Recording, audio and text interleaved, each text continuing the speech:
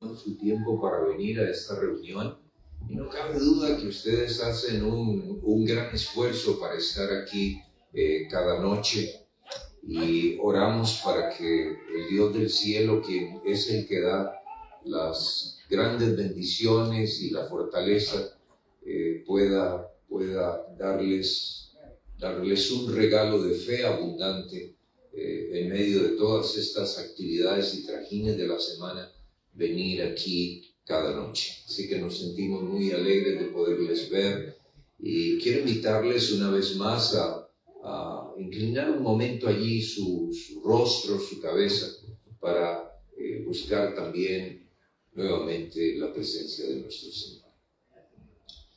Amado Salvador, gracias por las personas que han venido en esta oportunidad.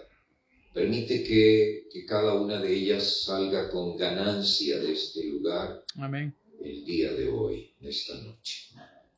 Bendice sus desafíos, problemas y las peticiones de sus corazones. Oramos para que aquellos también que han de tomar decisiones por el tema de hoy puedan ser bendecidos, y también que tu Santo Espíritu nos acompañe al pedirlo todo en el nombre del Señor Jesús. Amén. Amén.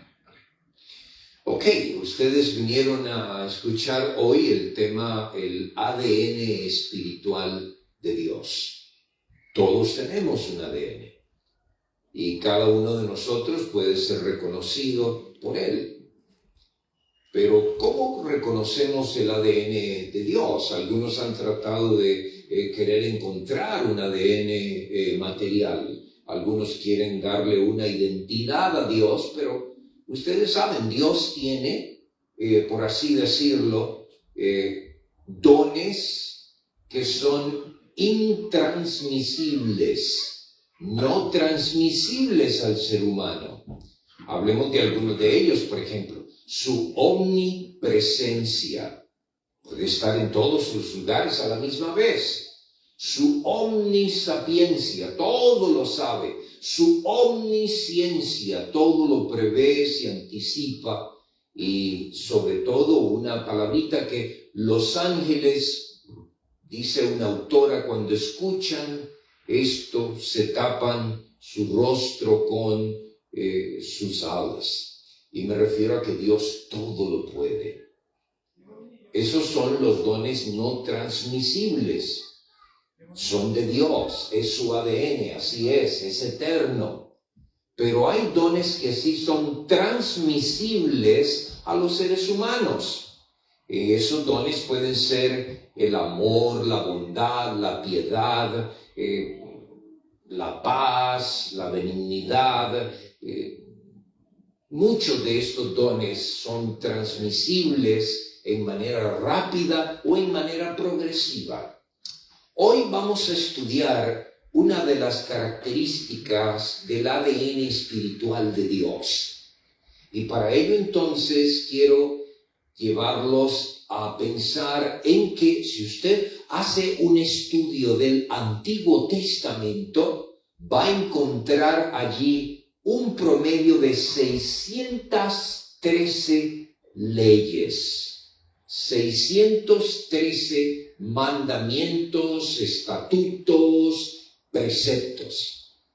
Varios de ellos, por lo menos alrededor de 365, un promedio: no hagas esto, no hagas lo otro, evita hacer aquello, ten cuidado de no hacer esto o aquello de más allá.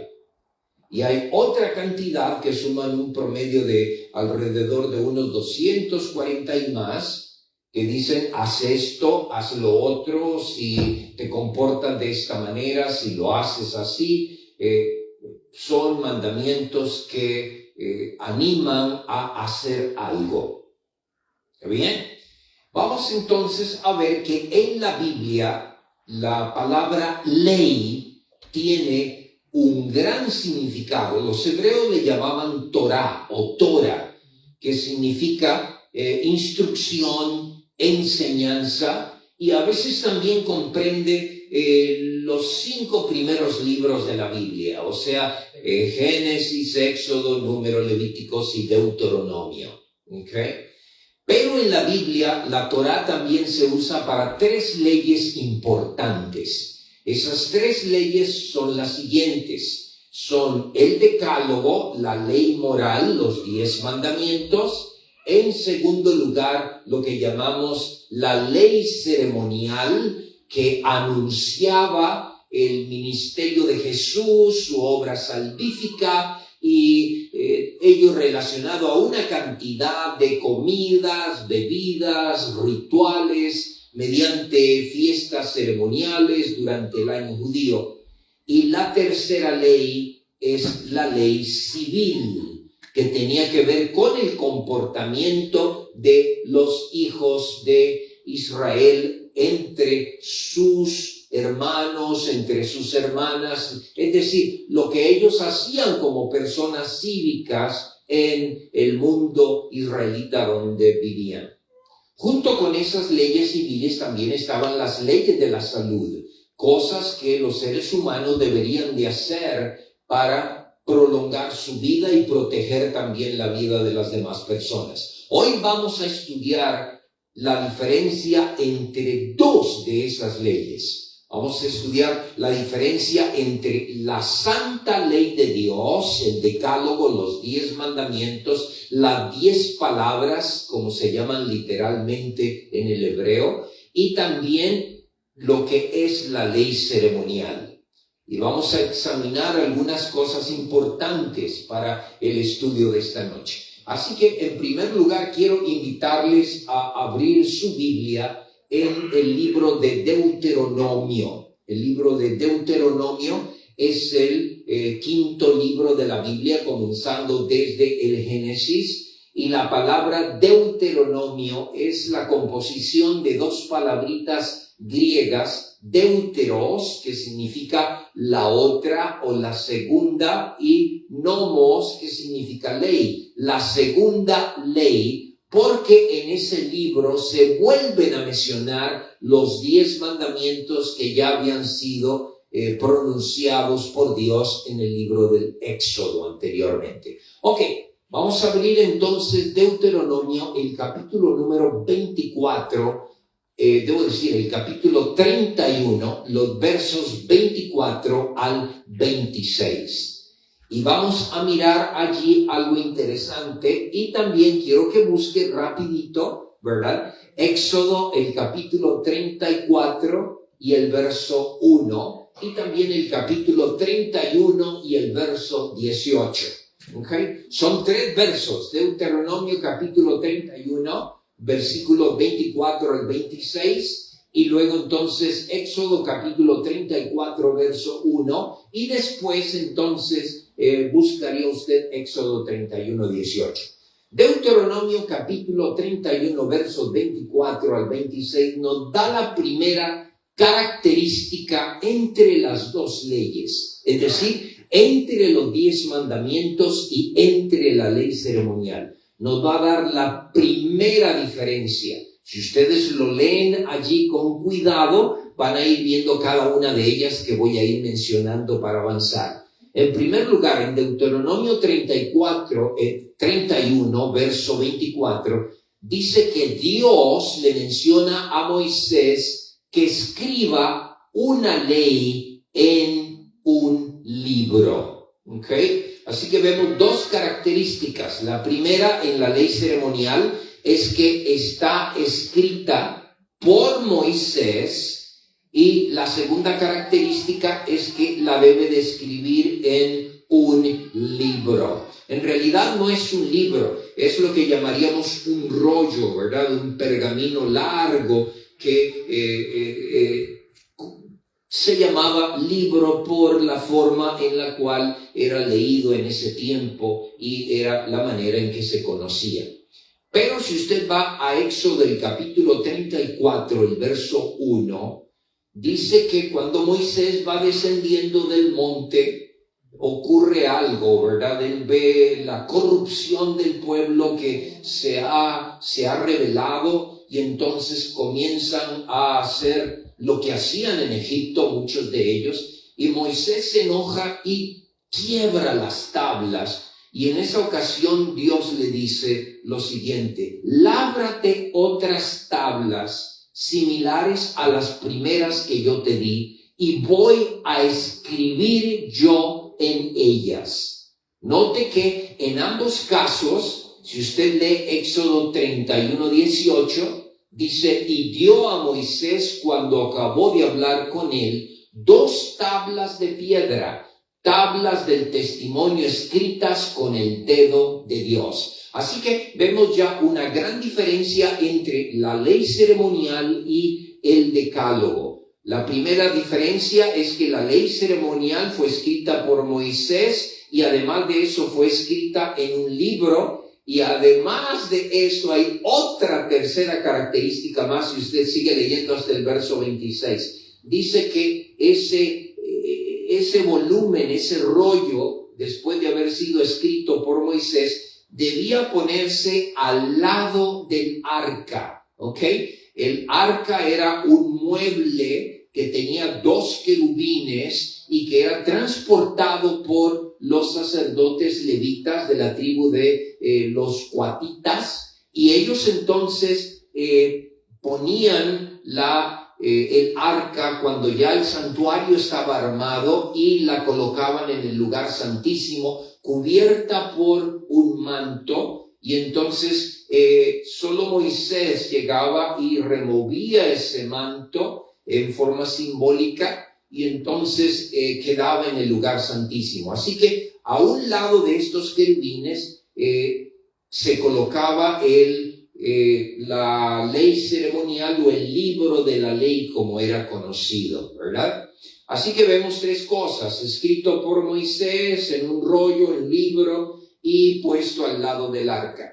En cambio, la ley de Dios fue escrita por Dios mismo. Aun cuando Moisés quebró las tablas, Dios mismo volvió a escribir. En segundo lugar, fue escrita no en un libro, sino en tablas de piedra. Y en tercer lugar, fue puesta en un sitio muy diferente. Quiero invitarle a buscar ahora Éxodo, el capítulo 40, el versículo número 20.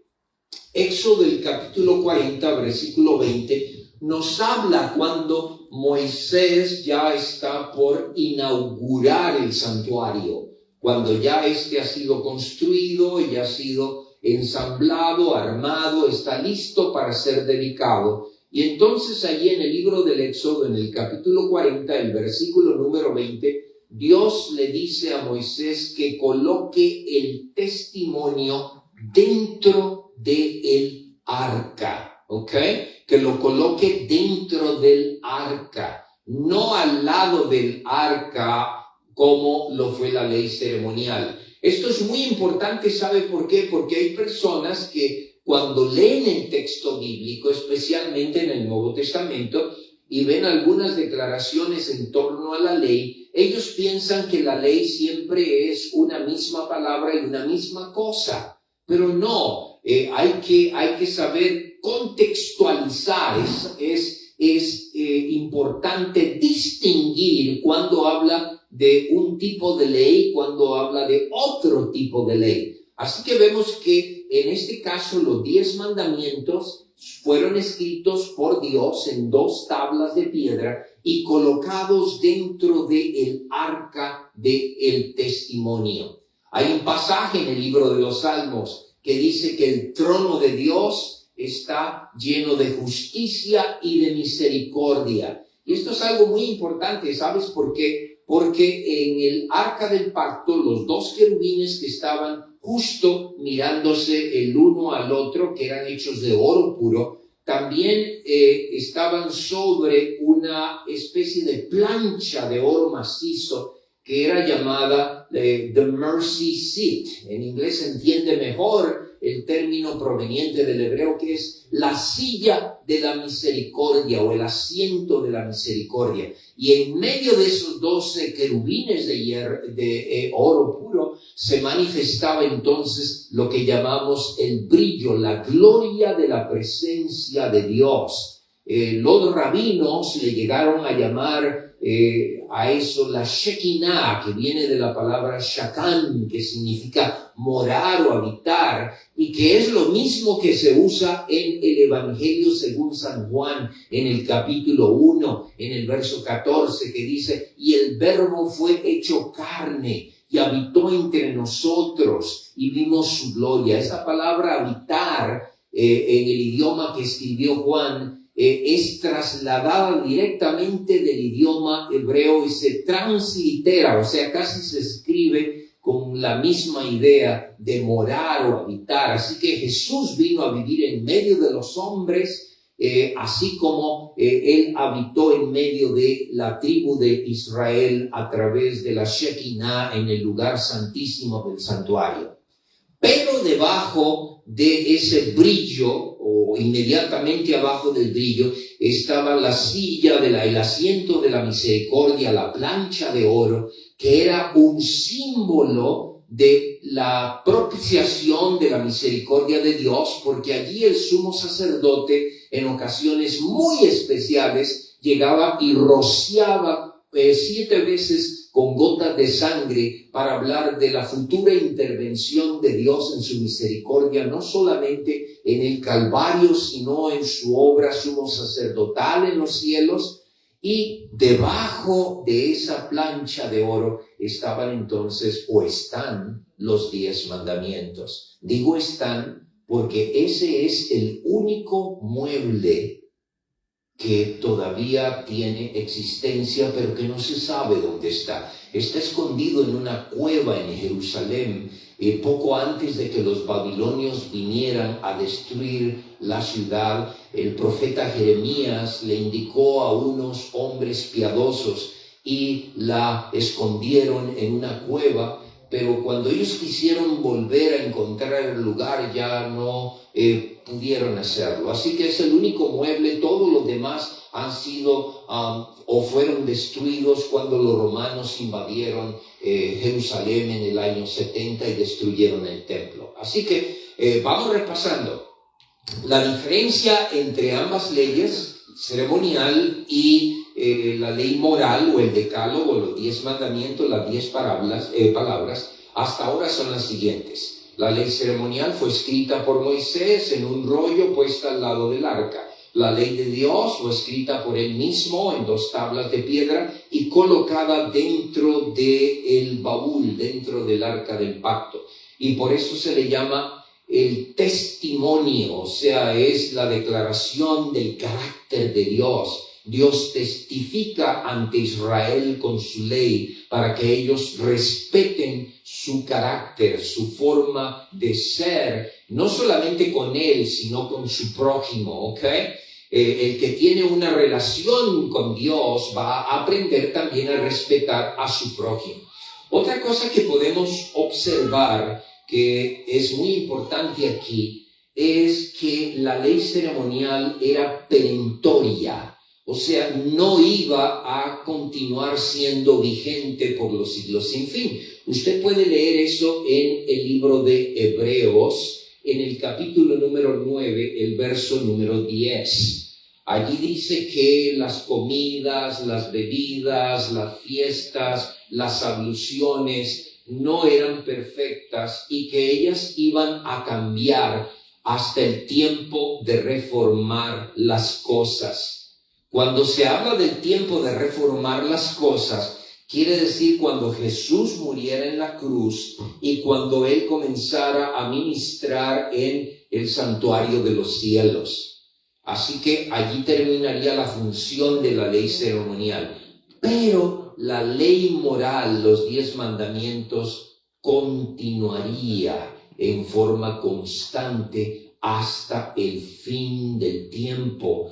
Y también por la eternidad, porque representa el carácter de Dios. Vamos a ver 2 versos aquí con relación a esto. Vamos primero a la segunda epístola a los Corintios, el capítulo 3. la segunda carta del apóstol Pablo a los Corintios, el capítulo 3, los versículos del 1 al 5 más o menos. Y allí el apóstol Pablo comienza a hacer una especie de declaración a los corintios, diciéndoles: comenzamos otra vez a recomendaros delante de nosotros mismos, y al final termina entonces resumiendo lo que está allí, dice: nuestras cartas sois vosotros, escritas no con tinta, no en tablas de piedra, ¿verdad?, sino en tablas de ¿qué? De carne del corazón. ¿Ok? Así que observe aquí el cambio maravilloso que se ha producido. Dios dice a través del mensaje de Pablo a los Corintios que ahora los mandamientos, además de ser importantes de que estén escritos en tablas de piedra, dice que el Espíritu Santo comienza a escribirlos en las tablas de carne del corazón.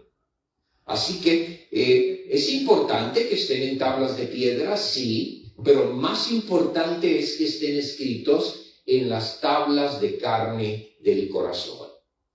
Y eso es lo que el Espíritu Santo hace. Por eso quiero invitarte a que busques Hebreos, el capítulo 10. Y vamos a ir vamos a buscar los versículos que van del 15 en adelante, de Hebreos, el capítulo número 10. Vamos a buscar allí, a leer esos pasajes en Hebreos 10.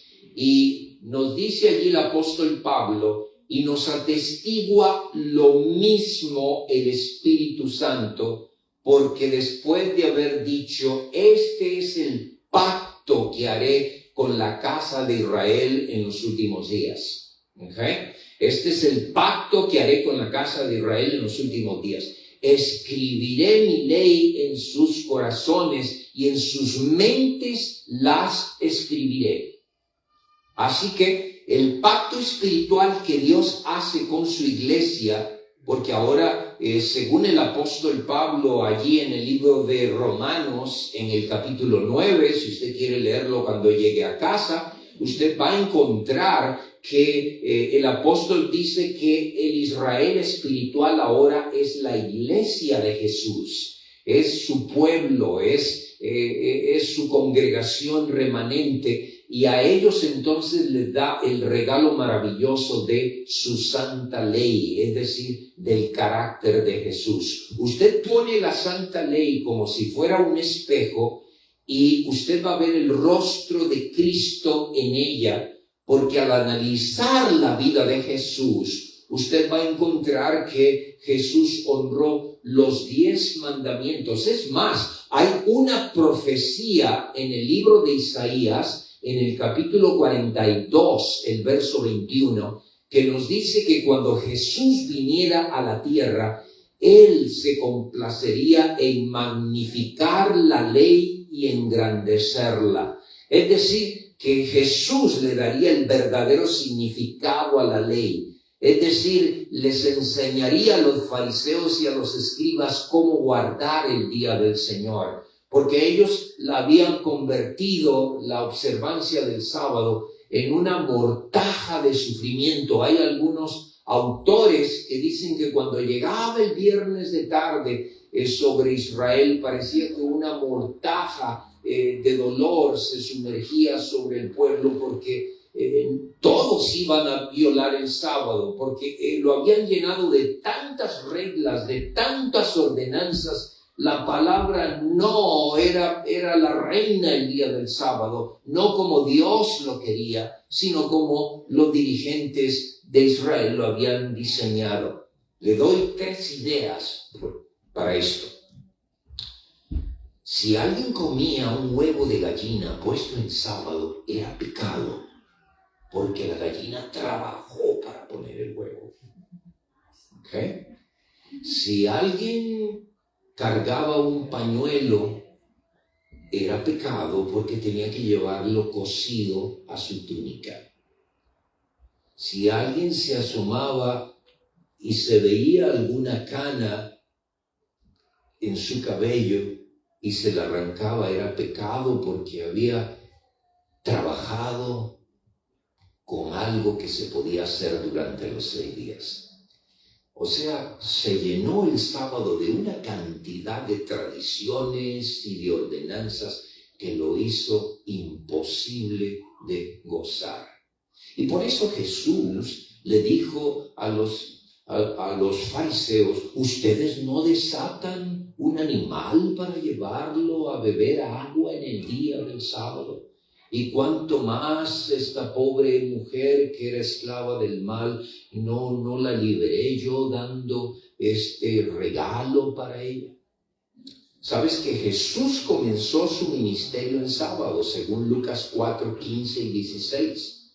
Su primer mensaje fue anunciar el regalo de la salvación en el día del sábado, y dijo que él venía a dar vista a los ciegos espiritualmente y algunos físicamente, que venía a abrir las puertas de la cárcel, y ese fue un día de liberación. Pero hay algunos cristianos que cargan este día con tantas obligaciones que se vuelve una ocasión tan desesperante para la familia. Así que ten en mente que este es un día de liberación, no un día de esclavitud. Así que ya vamos viendo varias cosas, la diferencia entre las dos leyes, la ley ceremonial y la ley moral. Y dice que este será el pacto que haré con la casa de Israel en aquellos días. Las escribiré en su mente, porque pueden estar escritas en tablas de piedra, pueden estar escritas en la Biblia incluso, pero cuando están escritas en la tabla del corazón, nosotros la transmitimos a otras personas. Y sabes, en el día del sábado hay un famoso rabino, que es rabino de una sinagoga en la ciudad de Nueva York, Abraham Hirschel. Él dice que en el sábado todos somos hijos de la tierra, porque Adán fue creado del polvo de la tierra, y en el sábado todos recordamos que venimos de las manos de Dios, somos amigos horizontales, y Jesús nos abraza a todos porque somos ciudadanos de la tierra. Así que en este sentido debemos recordar que la ley moral fue dada con un propósito de no solamente guardarnos del mal, pero también de gozarnos en la libertad de Jesús. Ahora, si ustedes van allí al libro, a la epístola del apóstol Pablo a Timoteo, primera de Timoteo, el capítulo 1, y los versículos, creo que es el versículo 9, allí en primera de Timoteo, capítulo 1, el verso 9, allí se nos dice que la ley de Dios no es para el justo. ¿Cómo que no es para el justo? Si el Salmo 19 dice que la ley de Jehová es pura, es perfecta, que es como miel, los mandamientos de Dios son como miel al corazón. Así que, ¿por qué dice aquí en 1 de Timoteo 1:9 que la ley no es para el justo, sino para los transgresores? Y menciona una cantidad de transgresores allí, pero lo que nos llama la atención es que el justo no vive preocupado por desobedecer la ley, sino que vive preocupado por honrar a Dios. Y entonces los mandamientos, en lugar de ser una situación de esclavitud para él, la ley se convierte en una guardiana, es decir, le rodea en un círculo de protección de muchos males en medio de este mundo. Y quiero concluir entonces con algunas cosas en Romanos el capítulo 7. ¿Okay? Vamos a Romanos el capítulo 7. Y allí en Romanos el capítulo 7, el versículo número 7, dice que por medio de la ley es el conocimiento del pecado. Yo no conocería el pecado si no fuera por la ley. ¿Okay? Pero no se olvide que Jesucristo pagó el precio de la ley, que según Romanos 3:23, la paga del pecado es muerte, mas la dádiva de Dios es vida eterna en Cristo Jesús. Así que Jesús paga lo que es la sentencia del pecado, y la ley, que antes era un instrumento de condenación, ahora se convierte en un instrumento de protección para el cristiano. Llega a ser como una especie de guardiana, la ley que le guía en los caminos, tal y como el Espíritu Santo nos lo va a mencionar. Así que el verso número 7 dice la función, pero ahora el versículo 14 de Romanos 7 dice algo más. Dice lo siguiente. Dice allí que el mandamiento es santo, justo y bueno. El apóstol dice, ¿entonces la ley es mala? No. El problema no son los mandamientos, el problema es el ser humano que, si se ha rebelado contra Dios, va a ser declarado culpable. Pero si se ha entregado a Jesús, va a ser entonces declarado inocente, y la ley va a cumplir otra función en él, un aspecto de transformación. Ahora, mira lo que dice el versículo número 24 de Romanos 7. Pablo declara allí una gran realidad. Pablo dice, miserable hombre de mí, ¿quién me librará del cuerpo de esta muerte? Ahora, estas palabras que Pablo está diciendo, quiero decirles que no fueron antes de que él conociera a Jesús. No, esas palabras de Cristo en Pablo sencillamente son cuando ya Pablo era cristiano. ¿Ok? O sea que Pablo todavía luchaba con un carácter defectuoso, todavía luchaba con problemas personales, y él entonces lo ilustró diciendo, miserable hombre de mí, ¿quién me librará del cuerpo de esta muerte? Pablo hace evocación de una antigua práctica en la época romana, cuando alguien cometía un crimen horrendo. A veces el muerto era amarrado con cadenas al homicida y ambos pues se podían juntos. Así que lo interesante aquí dice, ¿quién me librará del cuerpo de esta muerte? Y entonces él dice algo muy importante. Dice que con la mente yo sirvo a la ley de Dios, con el Espíritu de Dios, pero con el cuerpo, dice, sirvo a la ley carnal, o sea, a mis propios instintos, a mis propios hábitos. Lo que quiere decir el apóstol allí es que hasta el día de nuestra muerte nosotros vamos a estar luchando con defectos y dificultades. En 2 de Juan, el capítulo 3, los versículos del 1 al 3, nos dice algo importantísimo el apóstol Juan. Nos dice que, hijitos míos, dice, estas cosas todavía no ha ocurrido la manifestación gloriosa de nuestro Señor Jesucristo, dice él allí.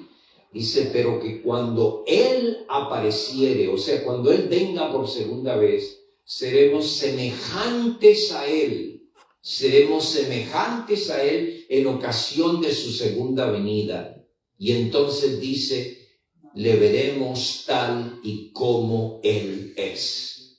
Mientras tanto, seguiremos en esa lucha, venciendo hoy una cosa, mañana venciendo otra, en un proceso de transformación. El mismo apóstol Pablo allí en 2 de Timoteo, en el capítulo 4, allí del verso 12 en adelante, él dice, yo mismo no pretendo haberlo alcanzado ya. O sea, Pablo habla de que él aún no ha alcanzado la perfección cristiana. Y de hecho murió pocos días después de esa declaración. Él dice, pero yo prosigo con la meta de Jesús hasta el supremo galardón.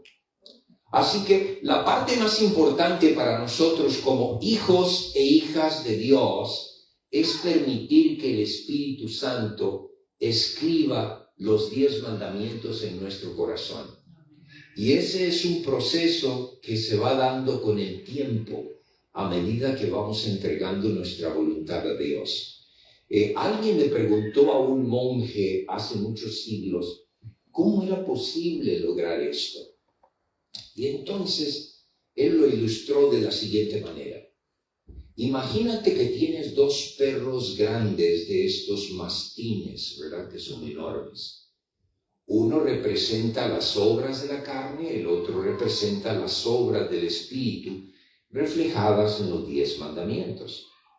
Mientras que tú alimentes a los dos perros mastines en manera igual, la lucha va a ser a muerte y no vas a poder tener felicidad. Pero si tú alimentas más al mastín del Espíritu, al mastín de la ley de Dios, o sea, seguir las enseñanzas de Jesús en su palabra, ese mastín va a vencer al mastín de las obras de la carne. Y eso es lo que la Biblia nos dice.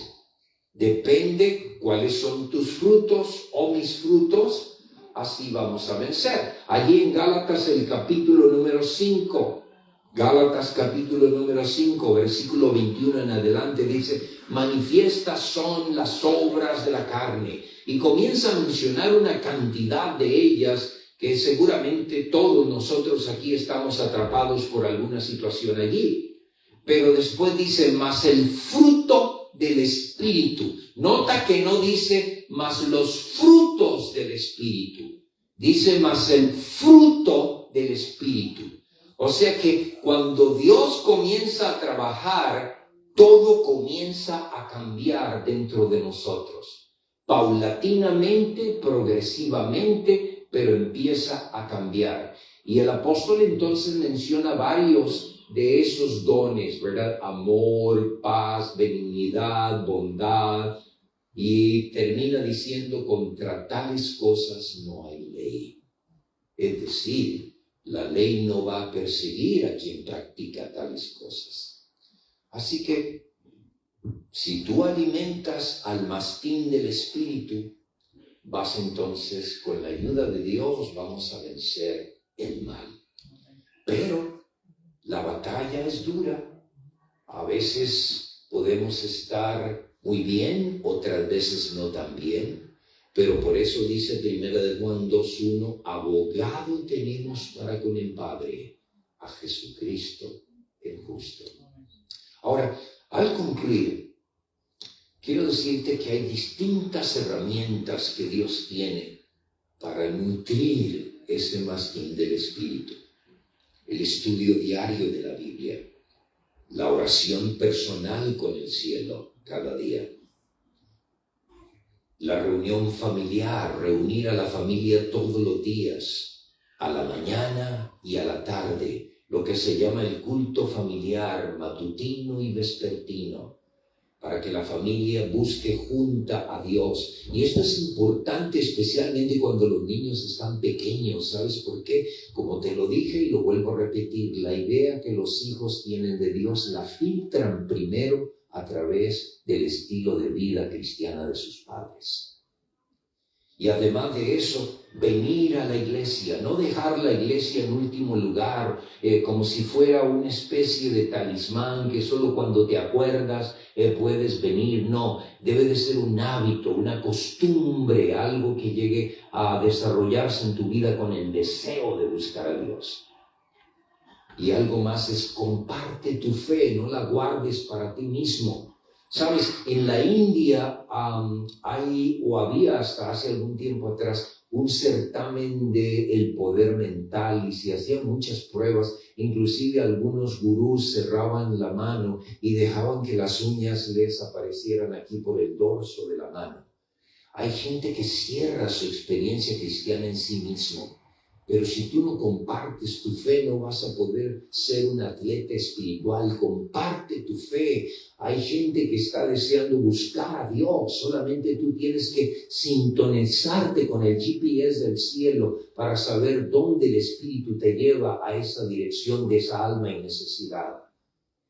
Y además de eso, aprende a perdonar. No busques defectos en los otros más que en los tuyos. Sencillamente aprende a confiar en Dios, a amar a las personas a pesar de que tengan formas distintas de ver las cosas, porque el Señor Jesús quiere que tú y yo seamos luces y la luz no puede brillar si no hay un amor al prójimo genuino. Así que al concluir en esta noche quiero recordarles que hay 2 tipos de leyes, 3 tipos de leyes, 4 tipos de leyes, y deben de analizar el contexto para saber de qué ley está hablando. Porque la ley ceremonial ya llegó a su fin. Fue temporal, fue escrita en un rollo de un libro, estuvo al lado del arca, fue escrita por Moisés, era hasta que se reformaran las cosas.